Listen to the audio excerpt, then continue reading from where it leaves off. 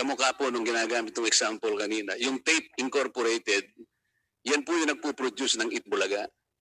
Pero yung Tape Incorporated, wala siyang prangkisa.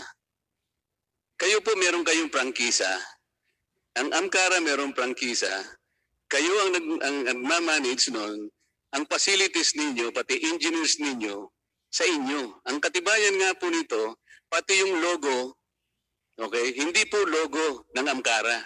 Kayo ang gumagamit nun.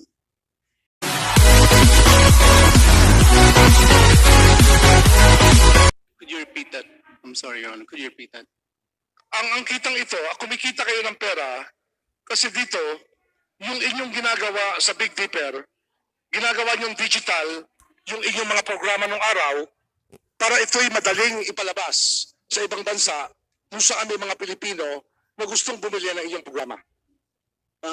It's not just madali, it's actually a requirement, both regulatory in some cases, and for it to be played on mobile phones or other formats, kailangan po yung serbisyo ng Big Dipper.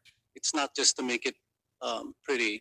So there are some requirements. For example, I think in Australia you need closed caption. For other countries you need certain minimum standards.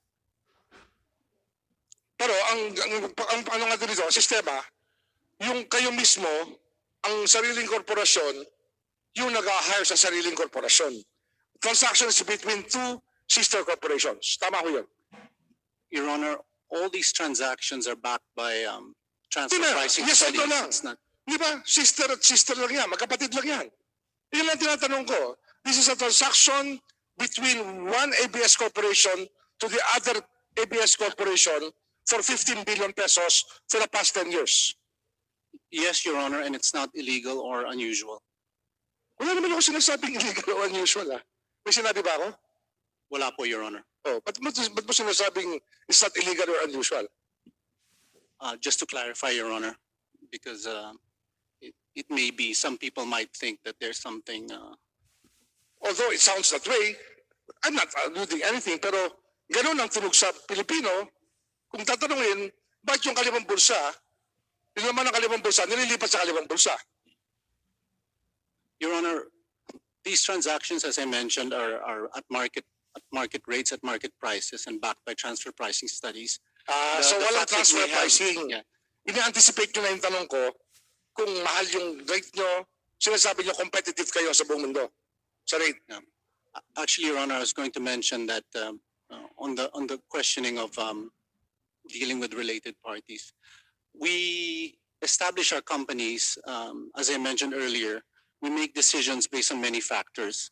Now, of course, we look at market access, proximity to customer, the IP strength of IP laws, and of course, taxes, Your Honor. It is a duty of management to look for ways to be Para makatipid sa efficient and taxes. competitive and Para makatipid kayo sa taxes. Siyempre, ginagawa nyo lahat, di ba? You're doing everything para makatipid kayo sa taxes. Tama o hindi? Your Honor, as I mentioned, taxes are one consideration. It's not the primordial consideration, but as senior management, we Masyado need- ka naman defensive. Yun lang tinatanong ko eh. Mr. Carag, you're hired by Abs-Cbn because you're a tax lawyer. Am I correct? Yes, Your Honor. Okay. Yun, di ba sagot na yun? May katabi kang tax lawyer, siyempre, yung advice ng tax lawyer, mahalaga sa inyo. Yes, Your Honor, but of course we admit that these are related party transactions, Your Honor. Hindi kita tinatanong. No, I'm just Sinasabi clarifying, ko Your lang, kaya Honor. may tax lawyer kayo, you get the best advice. Yeah. Your Honor, our tax counsel are here to provide clarification on tax laws or any tax issues that might be asked by the floor. Sige.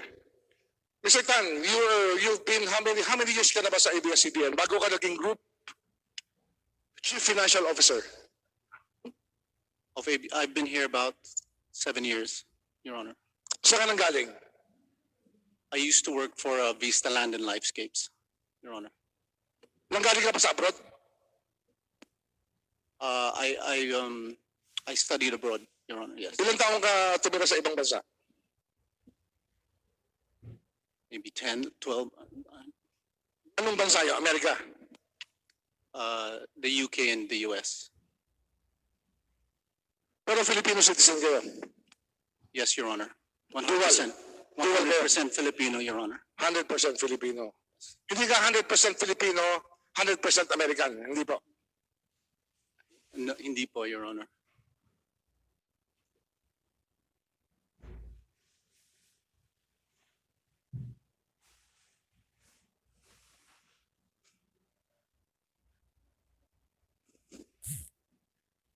Ngayon, kaya tinanong ko kayo, Mr. Tan, kasi kayo ang gumagawa ng strategy pagdating po sa inyong grupo, sa finances. Tama ho yun, Mr. Tan? We formulate our strategy with consultation of Example, last year, 2019, you decided to divest, or Abs-Cbn decided to divest itself from Amcara. Tama ho yun?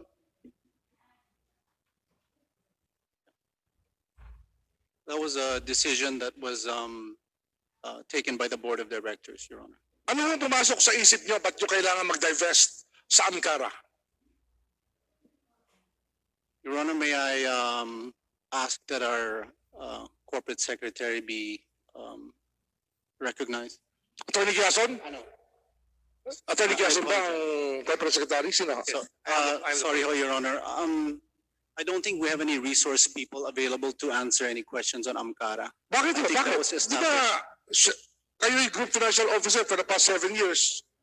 You decided to divest. Ba't hindi nyo masagot ngayon? Ba't tayo yung sagutin tungkol sa Amcara? Diba? Just as Baka maging mali yung sagot nyo, wala akong rehearsal. correction po, Your Honor. I have been CFO for about 2 months. I took the place of the recently our CFO who recently passed away. Your Honor, may I request that our Chief Executive Officer, Carlo Katigbak, be recognized to address Sige ho. the question. Mr. Katigbak, good evening. Good evening po, Your Honor. Your Honor, if you allow me first, before I answer your question, can I just answer your earlier statement? I got a message from all our cameramen insisting that none of them were responsible po for taking the video you referred to earlier. And I also checked po with our news team, and they have all said that we have not run that video on any of our platforms po. Okay, I apologize. Just to assure you po, Your Honor. Ang gusto ko sagutin mo yung Amcara. Okay Please po. answer the Amcara question. Okay po. We decided to divest ourselves from Amcara, Mr. Chair, because we didn't feel there was any value to owning the 49%.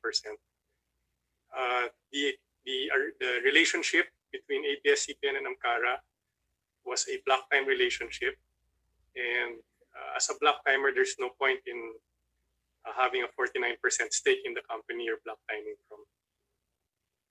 So you're sticking to your story na 49% lang talaga ang inyong ownership ng Amcara. It has always been 49%, Mr. Chair. Until now? No more. We sold it already in January 2019, if I remember correctly. Itong Amcara was holding office in Abs-Cbn compound for 20 years. Am I correct? I don't have that information, Mr. Chair, but I think yes.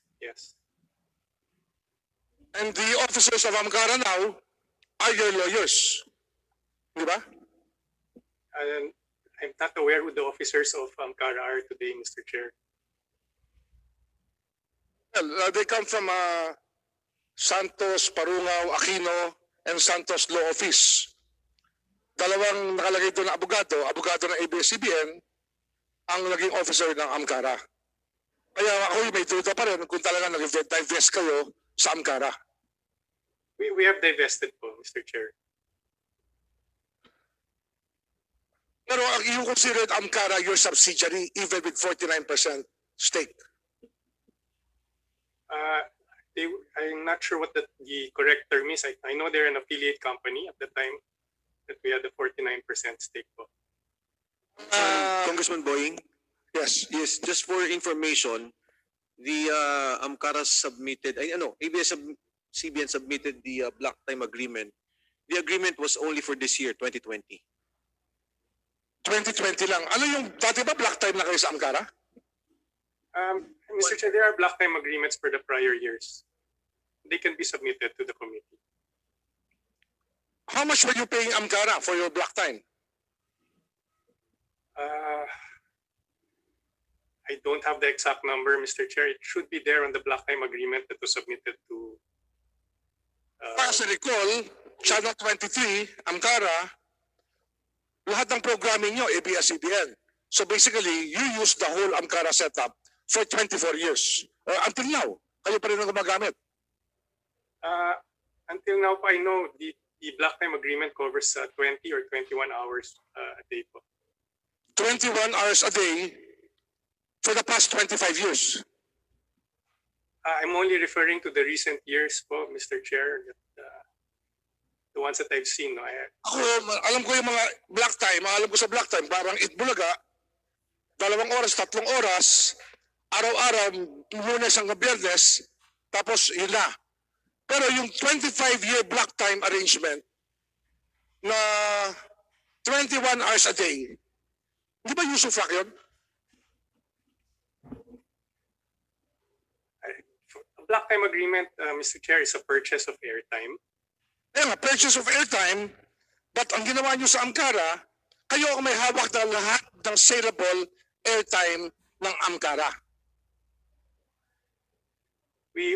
The majority of the saleable airtime, yes, Mr. Chair. You're right. Yung majority, what do you mean by majority? The block time agreement covers for 21 hours a day. From what time to what time yon, Mr. Katigbak? I'm not familiar with the operational. Tanungin nyo lang, let's never break muna. Tanungin nyo, alamin natin kung magkano inyong, kung anong oras hanggang anong oras sa inyong block time agreement with Amkara. Okay po. Sige po, let me find out. Suspension, Mr. Speaker. Mr. Chairman. Hearing suspended.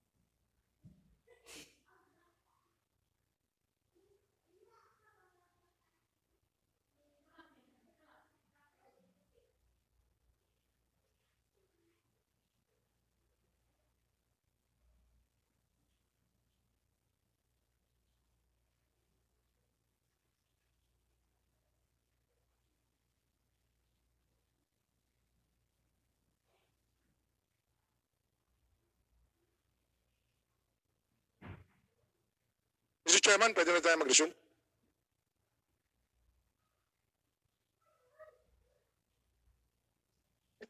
Hearing resumed. Congressman Remulla. Thank you, Mr. Chairman. Meron mo ulit ang hawak na block time agreement na pinirmahan ni Aldrin Serrado at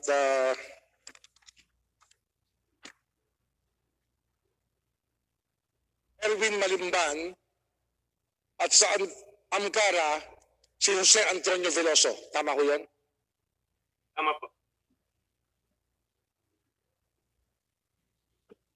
Ang inyong contracted airtime 21 hours a day, Sunday to Saturday or every day of the year. Ang term niya, 1 year. Commencing January 2020 with automatic renewal unless terminated by either party subject to at least 60 days prior written notice. Tama ho yun?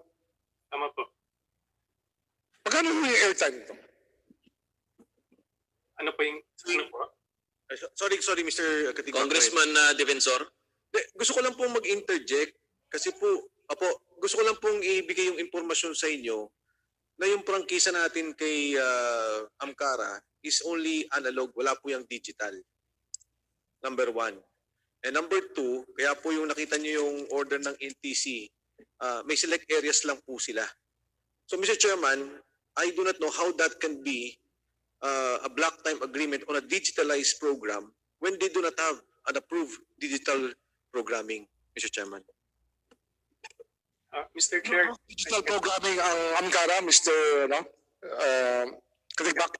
Mr. Chair, Ankara has a provisional authority granted by the NTC, allowing it to use Channel 43 for a digital broadcast. And I think we have, if I'm not mistaken, we have submitted already the provisional authority of Channel 43 to the committee. And if not, then I can direct our people to submit it. Yes, Mr. Katigbak, with your indulgence, Mr. Chairman, sila po pwedeng pumasok sa digital. Pero hindi po yung papasok sa TV Plus. Kasi po yung TV Plus is getting the frequency of ABS-CBN. So pumapasok si Ankara as digital doon. Pero siya mismo, wala namang Ankara box eh. So I do not know what the purpose of this contract would be. Ito ba yung inyong backup plan para kung kayo ho ay hindi makakuha ng prangkisa, ay makaka-ere pa rin kayo? Ito AMCARA po ang inyong ginamit na backup plan. It was just another way to reach more areas po. We used Ankara so we could reach more areas on TV Plus. Gano'ng karami ba ho ang transmitter ng AMCARA? Yan ang hindi ko po alam, Mr. Chair. I'm sorry, we're not prepared with the Ankara questions. For 24 years. Gano'ng karami ho ang transmitter ng AMCARA? Hindi ko po alam, Mr. Chair. I'm sorry, we didn't come prepared to answer it's technical questions. No, I can... Kasi ano ho ito, para sa kaalaman ng lahat, kumakalat po ngayon yung propaganda ng ABS-CBN na ang AMCARA ay black timer daw sila sa AMCARA at ang black time agreement daw ang kanilang ginagamit para makapag-broadcast sila sa TV Plus. Hindi ba tama ho yun, Mr. Katigbak? Yung po lumalabas sa balita. Yung broadcaster po is Ankara kasi sila po yung may-ari ng frequency. We're just buying the airtime po from them. Ano ho ang mga programs ng pinapatakbo ng AMCARA on its own? Wala po.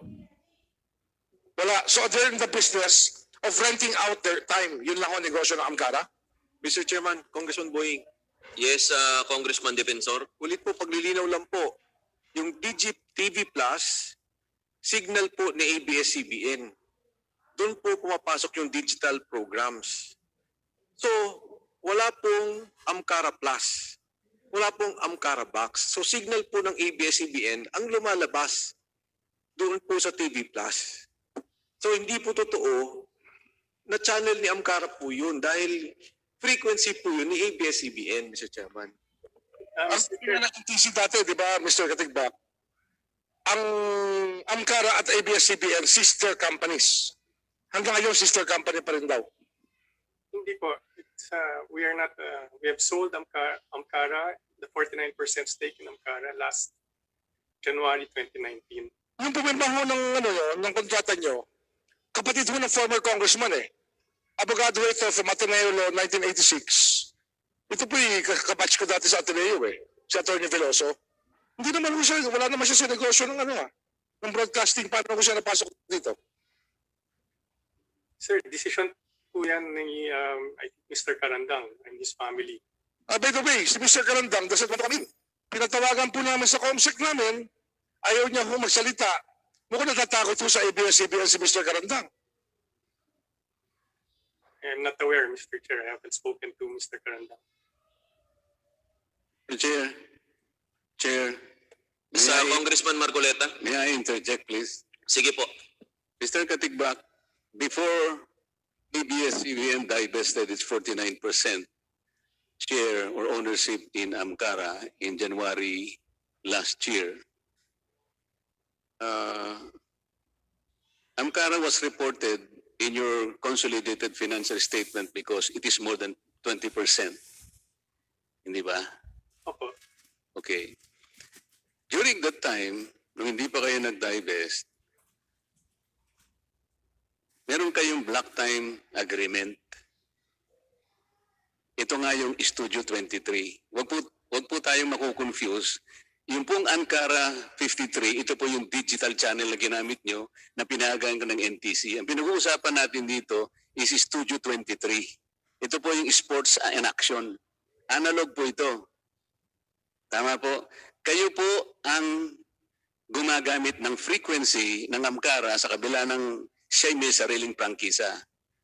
Ito po yung medyo weird na sitwasyon dito eh.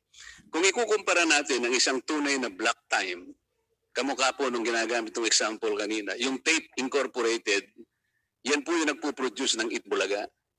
Pero yung tape incorporated, wala siyang prangkisa.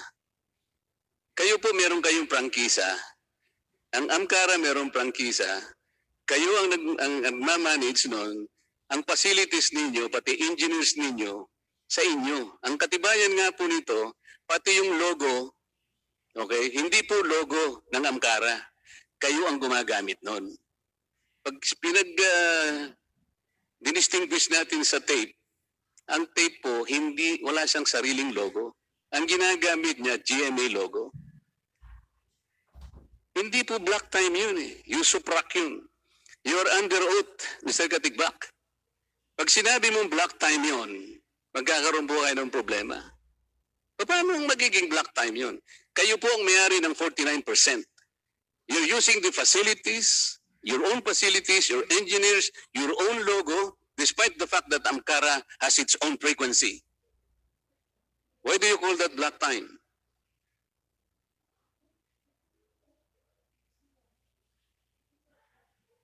You may now answer, if you want to. As far as I understand, Mr. Chair, it's a block time because it is a purchase of the airtime for the use of ABS-CBN. Okay, ganito na lang. It's not, we're not the only company po that has done this. But Ankara exclusive po kayo. Ankara exclusively ABS-CBN ang may control ng oras. Yung 21 hours a day, any hour that you choose. Tama ko yun?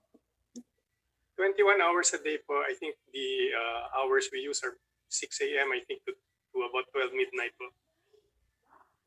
Wala nga nakalagay sa block time agreement kung anong oras eh. Nasa 21 hours a day. Tama? Yes po, pero in actual practice, I think the actual operation was 6 a.m. to 12 midnight. I've been informed po. Congressman Remulla, papaalala ko lang po na may natitira ka na lang na 2 minuto. Pwede ka na pong magsimulang magtapos ng iyong pagtatanong. Salamat po. Mr. Chairman, ang serbit sa atin ng ABS-CBN na dokumento, hiningi natin, ay pwede hong punuin ng 2 filing cabinet. Meron lang ho tayo 8 oras para i-discuss ito. At sana naman maintindihan nyo na mahirap din ho kumuha ng sagot sa mga tao dito. Ito yung income tax for the year 2019. 2018 income tax ba to? Mr. Senado? Yung 15 meron kayong 25 billion na net sales.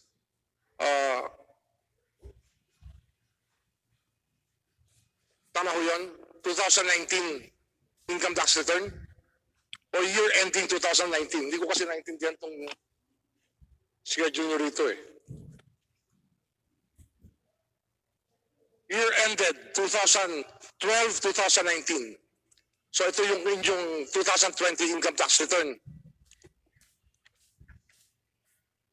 Meron ho kayo ritong ang lumalabas po, pagdating sa net tax payable, meron ho kayong overpayment sinasabi na 669,782 pesos. Tama ho yun? Tama po, Your Honor.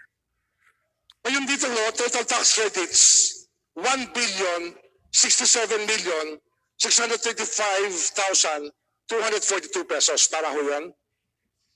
Tama po yan, Your Honor. Ano ho yung mga tax credit niyan? Ito po yung withholding taxes po. Ito po yung creditable withholding tax na binabawas na po ng mga customers namin. So ito po yung safeguard po ng BIR to ensure that all corporations, big corporations will pay taxes. So halimbawa po, si Mr. Tan po is an advertiser, nag-place po siya sa akin ng 100,000. Si Mr. Tan po, pag nagbigay sa akin ng bayad, net po of 2% withholding tax. So, i-remit niya po yon sa BIR as advance payment po ng ABS-CBN for income taxes. So, yan po yung accumulated creditable withholding tax from all our customers na ibinayad po ng sa BIR. Ano ho ang mga kumpanyang hinahay ng ABS-CBN? SGV, kayo ho ang auditor, sila ho ang auditor nyo, kasama ho sila, di ba? Nandito sa financial statement na foundation. Yes, Your Honor. Punong bayan, sa inyo rin ba ang punong bayan? We hired them also for some services. Sino pa ho mga auditor nyo? Sino pa ho? Si Mr. Carag ho, gumagawa rin. Mr. Carag, kayo rin ho, kasama kayo sa ano? Nag-audit din ho kayo? No, Your Honor, an external counsel. Counsel kayo? Sino ho yung mga audit firms pa? Sir, the auditors po of ABS-CBN Corporation is SGV and Company.